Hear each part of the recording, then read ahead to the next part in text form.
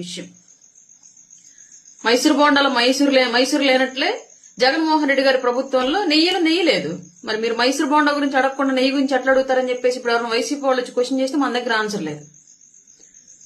5 ఏళ్ల పాలనకి నెయ్యి లేకుండా నెయ్యిని సృష్టించాడు.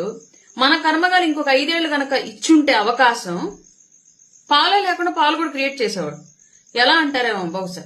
ఏముంది, ఫ్లేవర్లెస్ ఫెనాయిల్ తయారు చేసి వాటర్ లో కలిపితే పాలే, అవి తాగించాడు మనందరితోటి. పాల ప్యాకెట్లు మన ఇంటికి వచ్చేసాయి. రీసెంట్ ప్రెస్ మీట్ లో చెప్పాడు, కౌకి ఆరోగ్యం బాగోలేకపోతే, తినే ఫుడ్ లో ఏదన్నా ప్రాబ్లం ఉంటే అట్లా నెయ్యి వస్తుందంట అని చెప్పేసి ఒక ప్రెస్ మీట్ లో చెప్పాడు. జ్ఞాన గుళిక జగన్మోహన్ రెడ్డి గారు, మీ అందరూ గుర్తుండే ఉండొచ్చు.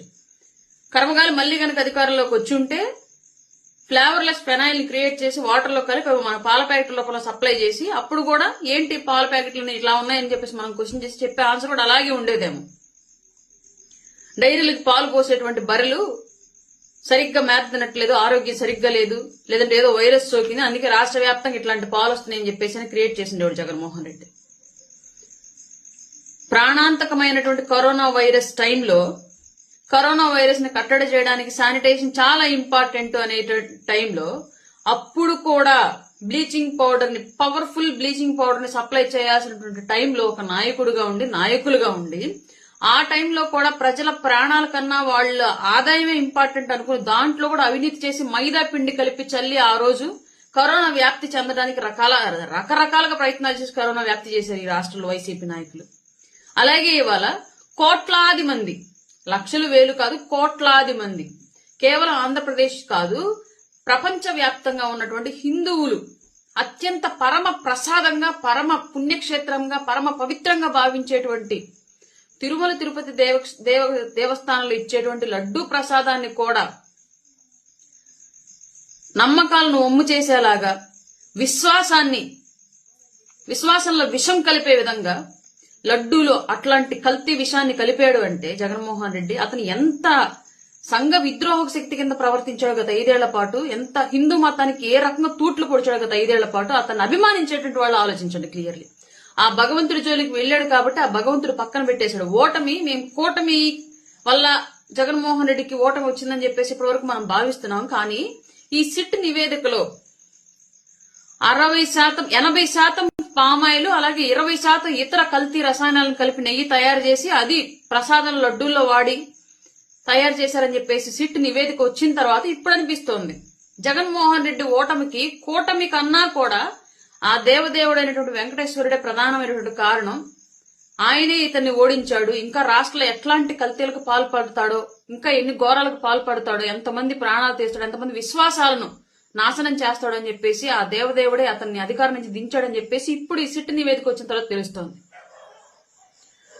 పరమ పవిత్రంగా చూసేటువంటి తిరుపతి లడ్డు ప్రపంచ వ్యాప్తంగా ట్రేడ్ రిజిస్ట్రేషన్ కూడా చేయబడినటువంటి లడ్డు.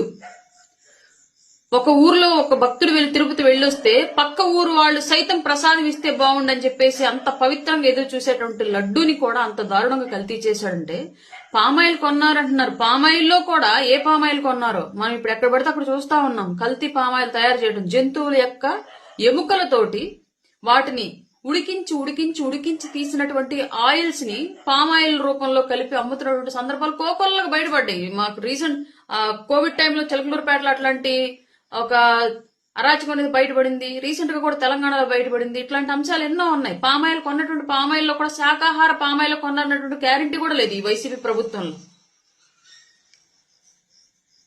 జగన్మోహన్ రెడ్డి గారు అని కాకుండా కల్తీ రెడ్డి గారు అని పేరు పెడితే కరెక్ట్ గా సెట్ అయిద్దేమో.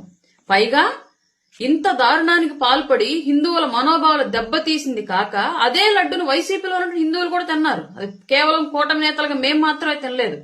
వైసీపీలో జగన్మోహన్ రెడ్డి గారి జెండాను మోసిన వాళ్లు కూడా అదే కల్తీ లడ్డును తిన్నారు, అదే పాపాన్ని పంచుకున్నారు. ఇంత దారుణం చేసి కూడా మరలా పంది కొవ్వు కలిపారన్నారు, జంతువుల కొవ్వులు కలిపారన్నారు, సిట్లో అలా రాలేదు కదా అని చెప్పేసి పూజలు చేయడం మొదలు పెట్టారు. ఈ పూజలు ఎలా ఉంటాయంటే, చిన్నప్పటి నుంచి ఒక స్టోరీ వింటా ఉంటాం, చాలా మంది వినే ఉంటారు. ఆ స్టోరీ మీకు అందరికి తెలిసే ఉండొచ్చు. ఒక వేశ్య వృత్తిలో ఉన్నటువంటి ఒక మహిళ దేవాలయంలో పూజారిగా ఉన్నటువంటి ఒక పూజారి ఒకే వీధిలో ఉంటే రోజు గుడిలో గంటలు మోగి మంత్రోచ్చరణలు వినిపిస్తున్న ప్రతిసారి ఆ వేసి అయ్యో నేను ఈ వృత్తిలో ఉన్నాను, బ్రతకడానికి ఈ వృత్తిని ఎంచుకొని ఆ దేవాలయానికి నేను వెళ్ళలేకపోతున్నానే భగవంతుడా అని చెప్పేసి నిరంతరం భగవంతుడి మనసులో స్మరిస్తూ దేహంతో వ్యభిచారం చేసేటువంటి ఆవిడ ఆ గుడిలో పూజారిగా చేసేటువంటి ఒక పూజారి అయ్యో నేను ఈ దేవాలయంలో పూజ చేయడం మూలంగానే అందరూ వెళ్ళొస్తున్నట్టు ఆ వేసి ఇంటికి వెళ్ళలేకపోతున్నానే, నేను అక్కడ ఉన్నటువంటి ఆ సంతోషం ఏంటో నేను ఆస్వాదించలేకపోతున్నానని చెప్పేసి గుడిలో పూజ చేస్తూ కూడా మనసులో ఆ వేషం స్మరించేవాడంట ఆ పూజారి.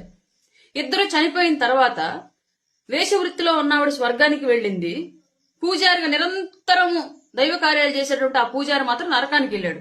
ఆ పూజారి క్వశ్చన్ చేశాడు, అదేంటి ఆవిడ పడుపు వృత్తిలో ఉన్నటువంటి మహిళ ఆవిడ ఎలా స్వర్గానికి వెళ్తుంది, నేను నిరంతరం దేవుడు సేవించాను భగవంతుడిని, నన్ను ఎలాగ నరకానికి పంపిస్తారు అంటే అప్పుడు యమ్మభటులు చెప్పారంట, దేహంతో పాపం చేసింది ఆవిడ కానీ నిరంతరం మనసుతోటి ఎప్పుడు భగవంతుడిని స్మరించింది, ఆ దేహాన్ని భూమి మీద వదిలేసి మనసు ఇక్కడికి వచ్చింది కాబట్టి వాళ్ళ స్వర్గానికి వెళ్ళింది. నువ్వు దేహంతో పూజలు చేసావు కానీ మనసులో మాత్రం నిరంతరం పాపాన్ని స్మరించావు కాబట్టి నీ దేహం భూమిలోనే ఉండిపోయింది, నీ పాపపు మనసు మాత్రం ఇక్కడ నరకానికి వచ్చిందని చెప్పి చెప్పాడంట యమభట్టుడు.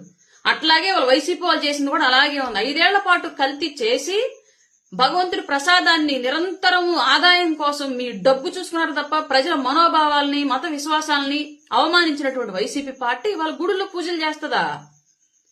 పైగా ఈ విషయం ఎక్కడ ప్రజల్లోకి వెళుతుందో, వీళ్ళు చేసినట్టు ఆ మహాపాపం ప్రసాదంలో కల్తీ చేసినటువంటి ఆ మహాపాపం ప్రజల్లోకి ఎక్కడ వెళ్తుందో అని చెప్పేసి సడన్ గా ఎప్పుడూ లేనట్లుగా గుంటూరు జిల్లాలో అధికారంలో వైసీపీ ఉన్నన్ని రోజులు పెత్తనం చేసినంత లేళ్ల అప్పిరెడ్డి ఇవాళ మాత్రం ఒక బ్యానర్ వేయంగానే వచ్చి ఎక్కడో నియోజకవర్గం నుంచి గుంటూరు వచ్చి దాన్ని పెద్ద సీన్ క్రియేట్ చేసి అప్పటికప్పుడు అసభ్యకరమైన బూతులు తిట్టి గొడవలు దాడులు జరిగేటట్లుగా లేదంటే దానికి సంబంధించిన సినారియోని క్రియేట్ చేసుకుని వాళ్ళ మీడియా మొత్తము జనం మొత్తం వైసీపీ అంతా కూడా చేస్తున్నటువంటి ప్రచారం ఏంటి, దాడులు చేస్తున్నారు, గొడవలు చేస్తున్నారు అని. అంటే ప్రసాదంలో కల్తీ చేసిన మాట సిట్ రిపోర్ట్ వచ్చింది, ఈ విషయం ప్రజలకు తెలియకూడదు అన్నటువంటి దురుద్దేశంతోనే ఇట్లాంటి సిచ్యువేషన్ ని క్రియేట్ చేసి ఇవాళ డ్రామాలు ఆడుతున్న వైసీపీ పార్టీ. ప్రజలు ఇవాళ తెలుసుకున్నారు కాబట్టే, భగవంతుడు కూడా ప్రజలకు సహకారంగా నిలబడ్డాడు కాబట్టి వాళ్ళ వైసీపీ పార్టీ అధికారం లేదు. మన కర్మగాలి గనక వచ్చి ఉంటే, చెప్పానుగా మీకు ఇందాకే, పాల ప్లేస్ లో ఫెనైల్ తాగించేవాళ్ళు మనతోటి వైసీపీ పార్టీ వాళ్ళు. పైగా పవన్ కళ్యాణ్ గారిని క్వశ్చన్ చేయడం, ఇంత అవినీతి బ్రతికిన 5 ఏళ్ల పాటు బ్రతికినట్టు వైసీపీ పార్టీకి ఏ ఒక్క నాయకుడికైనా సరే పవన్ కళ్యాణ్ గారిని క్వశ్చన్ చేసేటువంటి రైట్ ఉందేమో ఒకసారి ఆలోచించండి. మీ అవసరాలకేమో వైసీపీ ఇష్టారీతిగా మీ కమ్యూనిటీకి సంబంధించి లేదంటే వేరే లబ్ధి చూసుకుని మీ ఇష్టం వచ్చినట్టు మీరు ప్రమోట్ చేస్తారు. మీరు గొడవ క్రియేట్ చేసి మీరే సినారియోని స్టేట్ అంతా ప్రచారం చేసే విషయంలో మాత్రం కులాలను తీసుకొచ్చేసి అప్పటిదాకా వైసీపీ నేతగా ఉన్నటువంటి అంబటి రాంబాబు సడన్ గా ఒక 1 hour లో టెంప్లెట్ మారిపోయి కాపు నేత అయిపోయాడు. ఇప్పుడంతా ఇది ప్రచారం జరుగుతోంది. కల్తీ చేసినటువంటి విషయం ఎటో పోయింది. హిందువుల మనోభావాలను దెబ్బతీసినటువంటి జగన్మోహన్ రెడ్డి చేసినటువంటి దాష్టికాలు ఎటో పోయాయి. తను నమ్మే మతాన్ని అంత గాఢంగా విశ్వసించాడు జగన్మోహన్ రెడ్డి, హిందూ మతాన్ని అవమానించి అతని ఆదాయం కోసం వాడుకున్నటువంటి విషయాలు మాత్రం ఎటో పోయింది.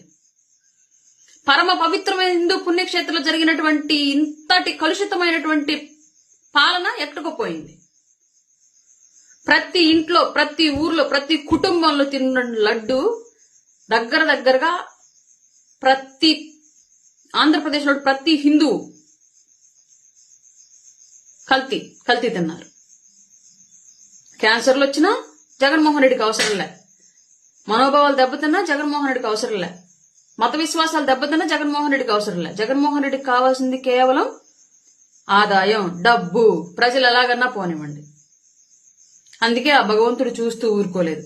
ఇవాళ 11 సీట్లకు పరిమితం చేశాడు. ఇప్పటికైనా సరే చేసిన తప్పును ఒప్పుకొని క్షమాపణలు ఆ భగవంతుడి ముందు చెప్పుకోకపోతే తెలియదు తర్వాత ఏం జరిగిద్దో.